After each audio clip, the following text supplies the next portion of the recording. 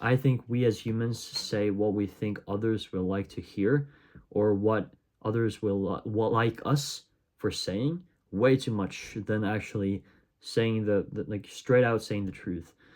And I think that's a real problem. And I think having the mindset of like a truth seeker is really important, especially nowadays where like it's so easy to lie.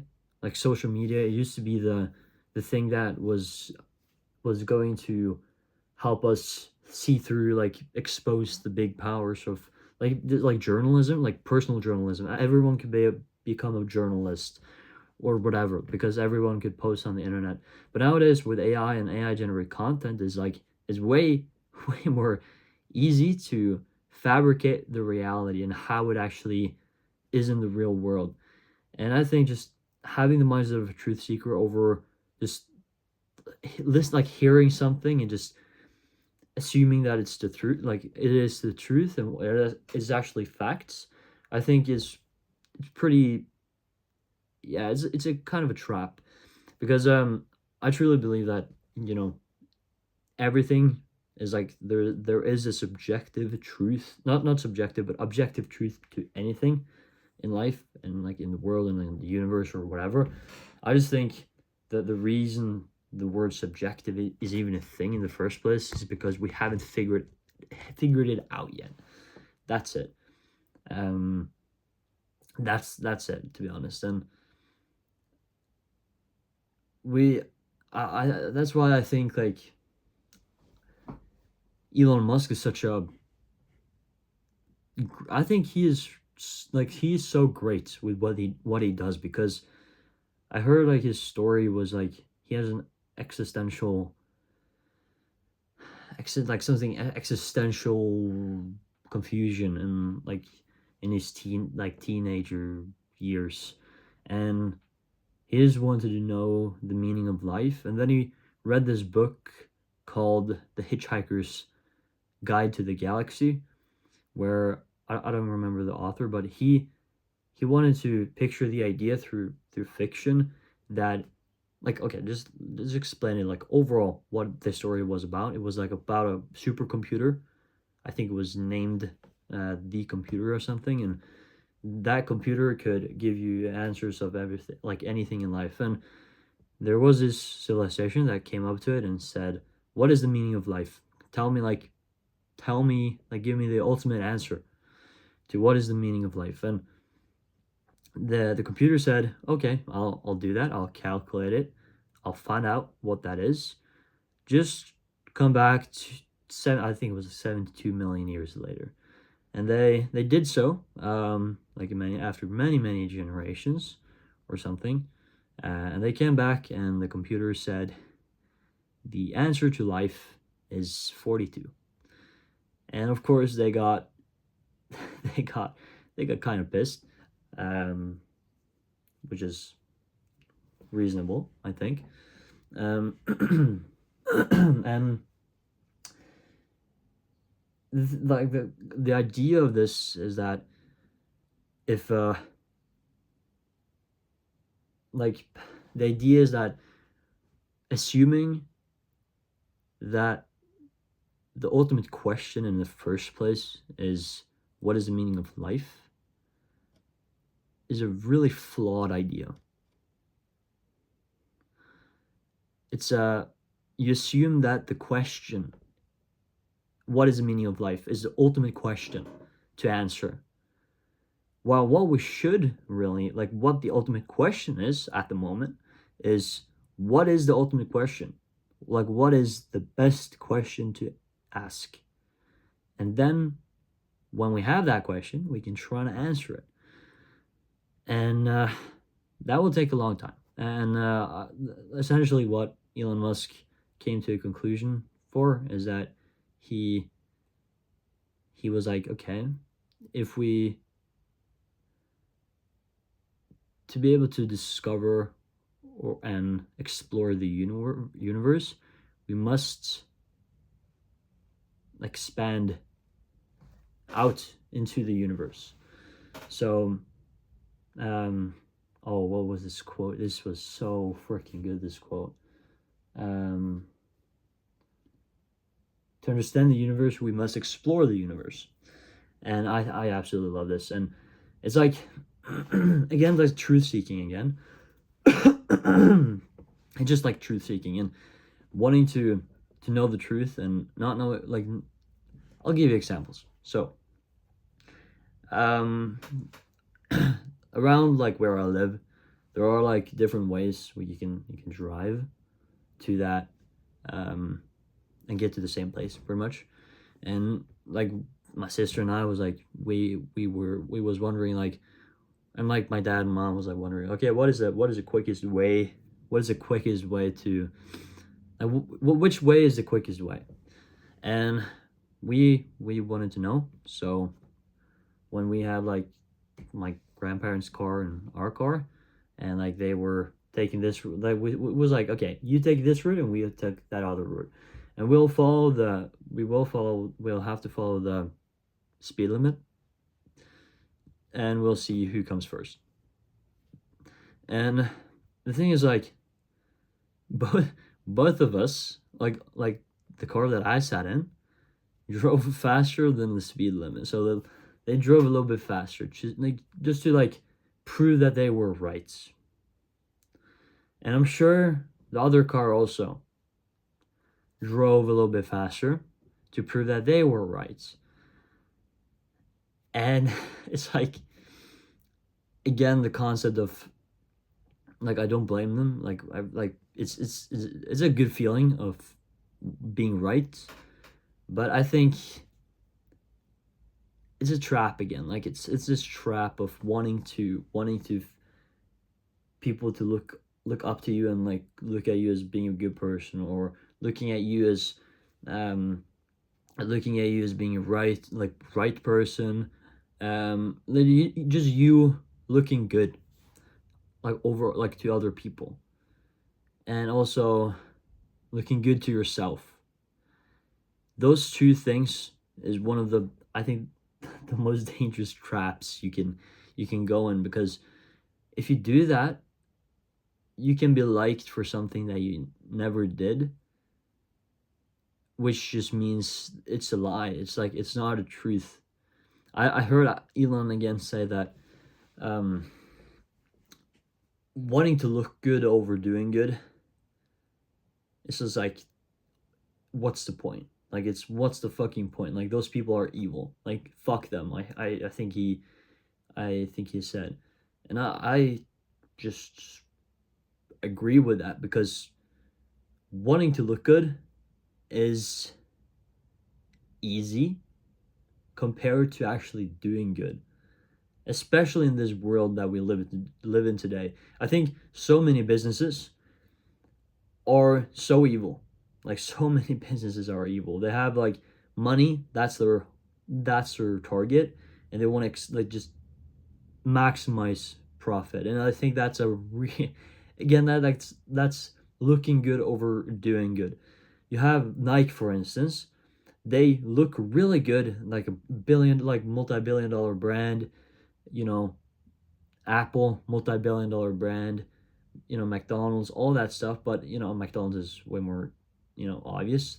They make shit food, that, you know, poisonous. But I think Nike is like, they do bad in the world by making kids work for almost free to make your shoes and make the clothes that they sell for very high margins.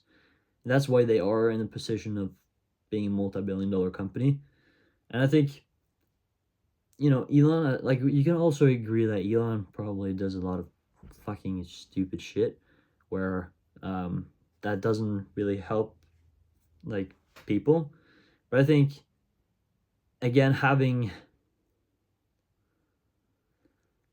I think overall he does a really good job, because he wants the best for everyone, and he wants to seek the truth, and he wants to know more. He wants to explore. He wants to explore the universe, and I think he does a phenomenal job of doing that. And I think he is I think he might be the person that has contributed the most to this world, like, just like to humanity, kind of. I think so, because, you know, you would probably say, ChatGPT, that's like the biggest growing company in the world. Like it's like the start of the AI revolution. I'll tell you this. Elon was a co-founder of OpenAI, and yeah, he was a co-founder. That explains. Yeah, he was a co-founder of OpenAI. He was a co-founder. Like he has Tesla. He has SpaceX. He's Grok AI because he got kicked out of OpenAI or he left or whatever. And then you have, of course, like data centers. It's not that good for like people, but again, he did what was necessary to get Grok to like a level of intelligence where he can leverage that intelligence and make space travel way cheaper. Like what he does now, like with the project Terrafab, he will now be producing chips in house and having like this iterative loop in like one factory where they will be able to like iterate and like use that feedback and it be able to iterate 10 times faster than any other company because they make the chips in house, and they will use those chips, send them up to space with the use of SpaceX because they send they contribute to 90% of the mass that gets sent into space every year, which is insane, by the way. And they have like self-landing rockets. They will just, I think he said like if they need to send them a rocket every single hour to be able to achieve their goal of like having like I don't know, it was like a lot of power to those ships. They wanted to like they need a lot of power. So what do those chips need? They need power, like compute, which is the actual chip itself, and then they need power, and then they need cooling. And the thing is, like, in space, it's really fucking cold, first of all. So you don't need water. So you don't take people's water and you poison that water into communities. So that's a really good thing. Right now, he has like this, Colossus 2 or something, this huge data center, which, is pretty bad for the environment. But he's going to expand to space where he will have satellites because they do send satellites every 3 days or every day. I think they're on track to send 10,000 rockets to space, which is absolutely insane. That's how many rockets they'll have to send to be able to hit his goal. And then he will have those ships, more chips here on Earth, but also a lot of chips in space because they can just they can have they are a solar company as well. Like they're a solar panel company. Like they have every infrastructure possible to actually make this happen. And it's just insane. Like it's just absolutely insane how this all gets put together. And yeah, I'm not gonna talk about him too much. I'll talk about like the like just being wanting to know the truth. I just think that's a superpower, and I think just it's a real weakness. Is actually a real weakness wanting to be liked by people and wanting to look good over doing good. And I think having a like for me with my friends, I think I feel so fortunate having friends where we can we can tell each other the truth over fucking glazing each other, if you know what that means. Just pretty much making each other feel good over actually wanting each other to get better, because I think like that's just the two mindsets that you have to do like have, I think, just to for this mindset to be actually contribute to your life in a meaningful and good way, which is just wanting to know the truth over anything else and wanting to become better, like wanting everything to become better, not just wanting yourself to become better but also anyone else to become better. But at the end of the, like also you know you could say like, okay, you have this saying where you need to you can't pour from an empty bucket, and I think that's so true. But it comes to a point where that bucket, like you fill your buckets too much and you take away from other people's buckets as well, where you just consume too much and you just, you provide value. That's what I think is so, which I don't like. I think there's just wanting to get rich. I think people think that making a shit ton of money equals creating a shit ton of value to the world, but it's like it's not. That's actually not it. Like I think you need to be at a certain point where you create like just an absurd amount of value, just like Elon Musk actually does, to actually be like have significant financial gains from it, and using those resources to expand even more. So just just investments, right? And actually wanting the best for people. I think that's just the wanting. I think if if you have a company that makes a lot of money and like makes a lot of money, let's say, I don't think they like it doesn't mean they do good in the world. It could mean that they're doing really bad things in the world. You have to look at what they actually do at any level as well. And like with the Nike example, it's you have like a nice looking brand. It looks clean. They are family friendly. They have all these athletes that they sponsor and all that stuff. But then they have all these kids as well in these underdeveloped countries where they just exploit them. And yeah, I don't think that's really providing that much value to the world in a meaningful way, because I don't think we need more clothes as well. And also like the chemicals and like the polyester, which is like plastic, I'm pretty sure.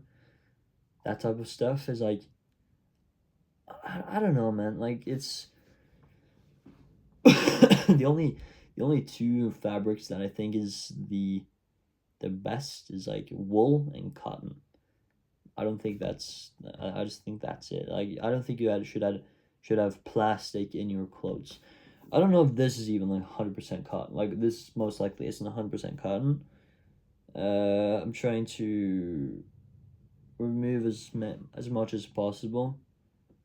Um, that isn't cotton and actually good materials and high quality materials.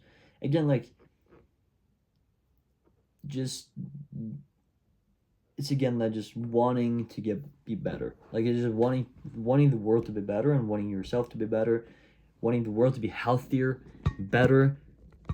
Like I why I don't think I don't think I don't understand why that mean like why not more people wants this outcome of the world becoming a more healthier place where everyone is more healthier, where the world is way more happier place. Again, like what is happiness? Like it's hard to define, but I'm pretty sure you could say that you could pretty easily see the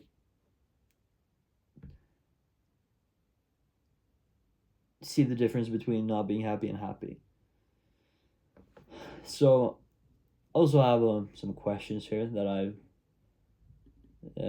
want to trying to talk around.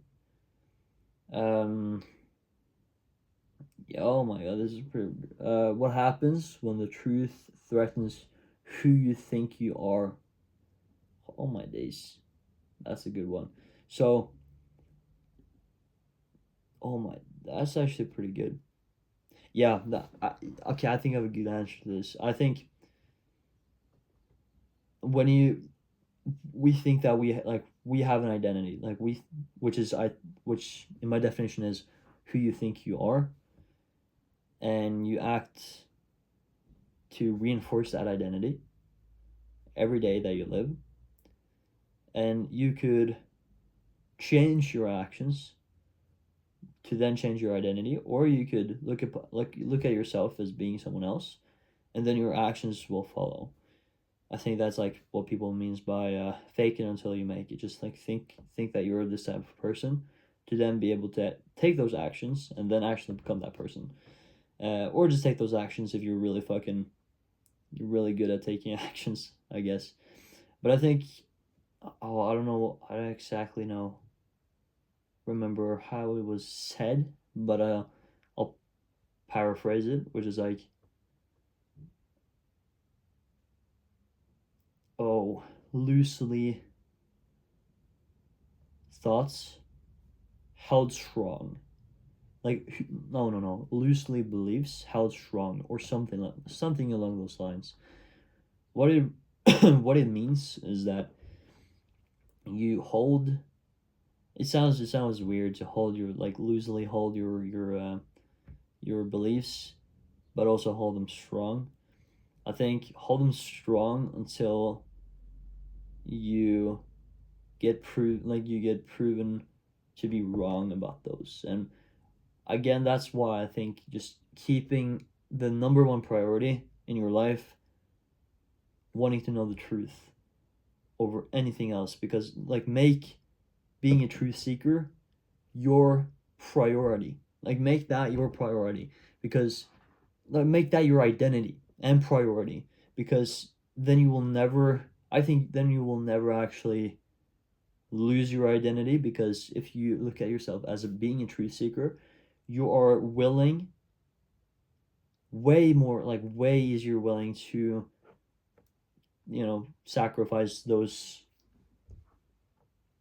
other versions of yourself or those other beliefs to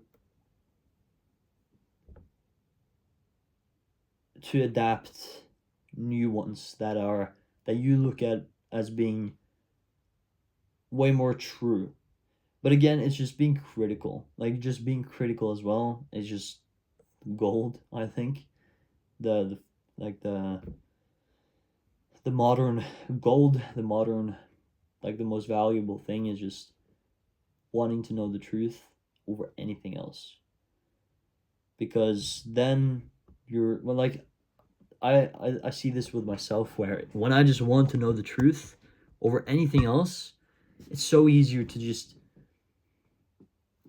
if I have a belief, kill that belief. I'll kill that belief easily. Like, I'll give you an example. Me and my friends, they are incredible, like, really pro meat and pro carnivore, and I'm pro truth, you could say.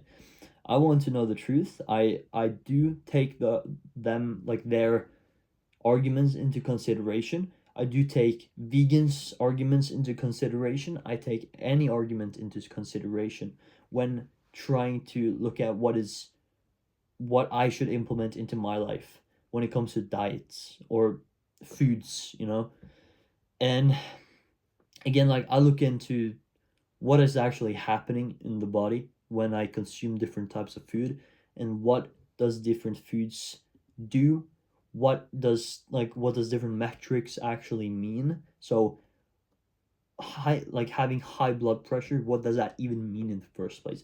I found out that actually having high blood pressure means exactly what it sounds like. It means that your blood, there's too much blood in your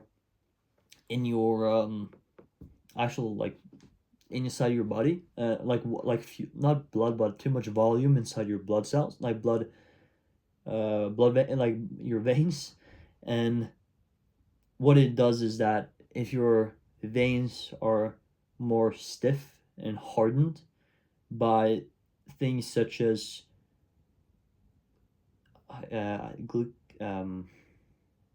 caramelization, pretty much, where having too much glucose in your body that doesn't go to your cells, pretty much caramelize your blood cell, like your veins, make them more stiff, which means that if you have like a metal pipe and you have water inside, and like it freezes, it expands, and then those metal, because they're not that flexible, they will crack. But if you have a balloon let's say, you fill that with water and then it freeze, it will like expand, but it won't pop, right? That's your blood veins. And because you have thinner like thinner veins in your brain, you can also have a stroke, which is pretty much your veins in your head, popping or erupting, and that happens by eating too much salt because you want to have a certain amount of concentration of salt in your blood, and then that makes your cells give out more water to decrease the concentration of salt inside, like in your veins, which then makes it have more volume, so more liquid, so more water and more water and plasma, which then just increases. And if you also are sitting still a lot and stressing, those actually also affect how stiff your veins are.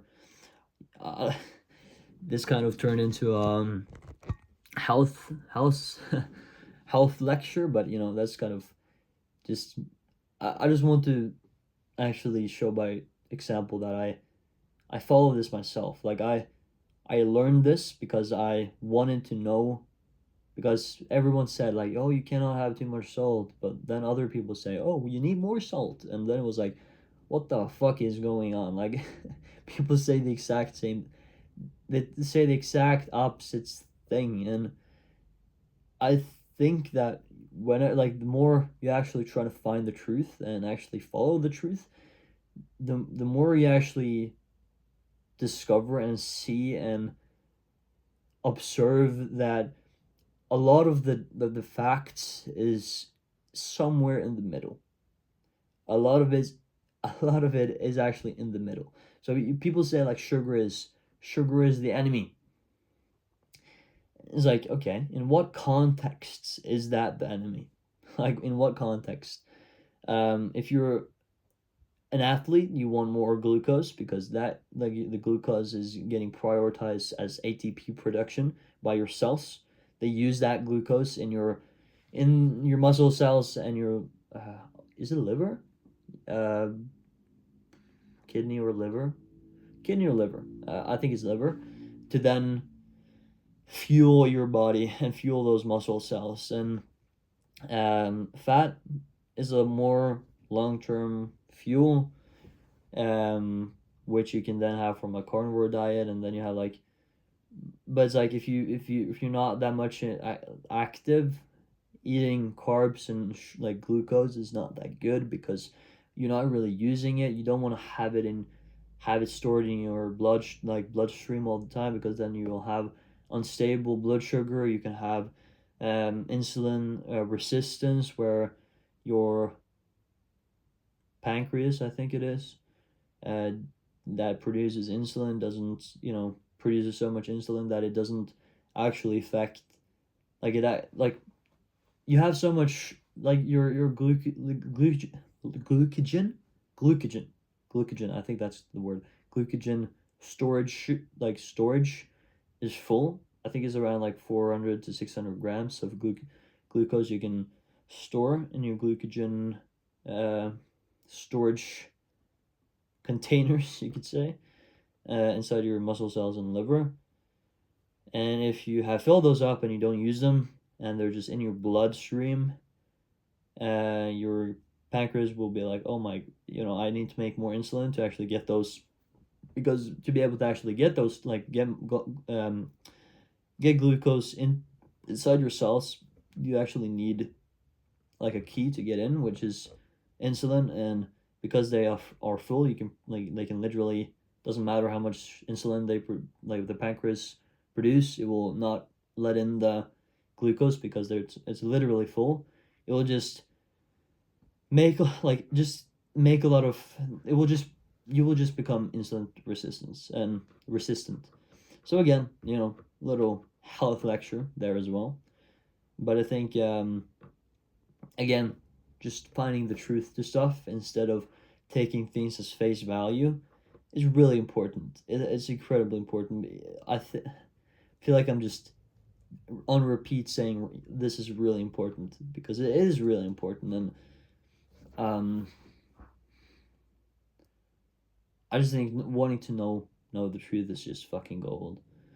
And you should definitely leverage AI. I think like I become way more competent with the use of AI, because before I could get,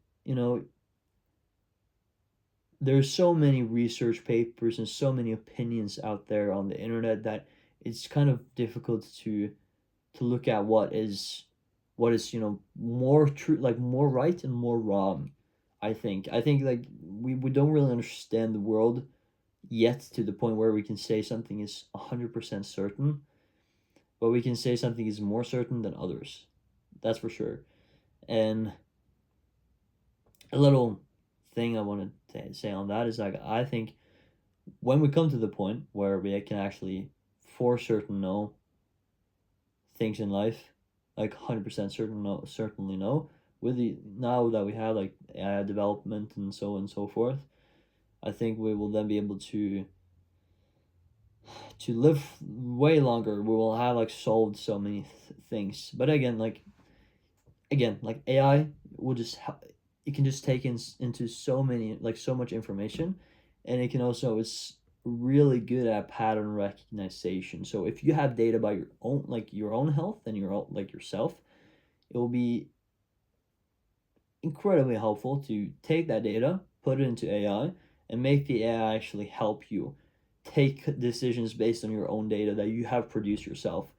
I do this myself. I have like Obsidian, where I just write my thoughts and I write my opinions. I put these videos that I put on YouTube, I take the transcript, I put it into here, and then I can take that AI. Like AI will go into my videos and go into the transcripts and all of my journals and all my goals and all my this stuff that I give it, like put into this database or this vault, and I use Claude Code. I put like I give Claude Code access to this folder or this project, and then it will take all that data into consideration when giving me personalized. Then it will give me way better personalized advice. So yeah, I've been talking a lot now. I just think it's so important to just become like be a truth seeker, and it's again like just just make that the number one priority in your life.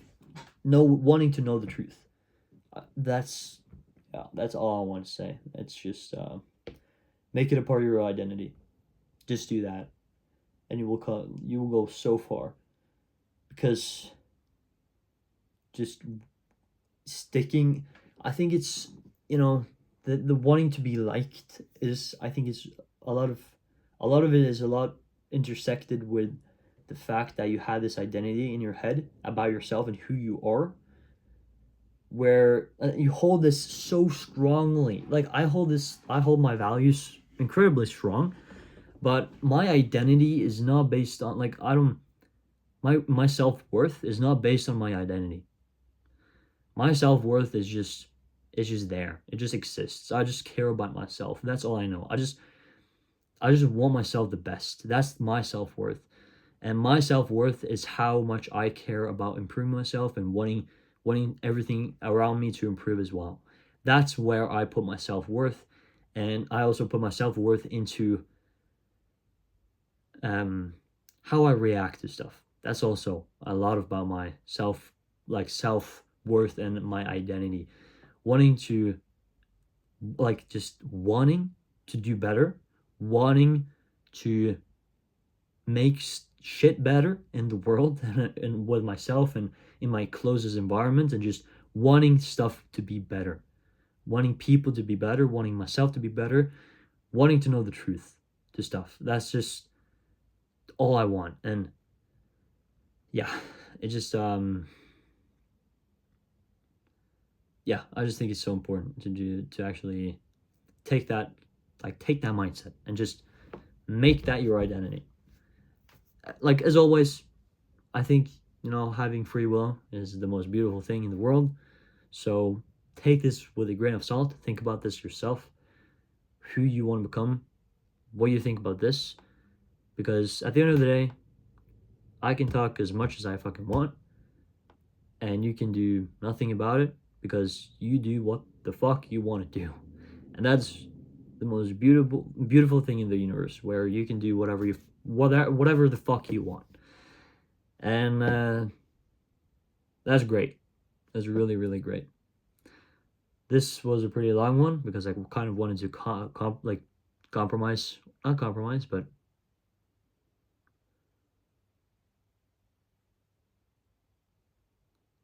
compromise. Yeah, I wanted to, take back the time that I haven't been uploading these past few days.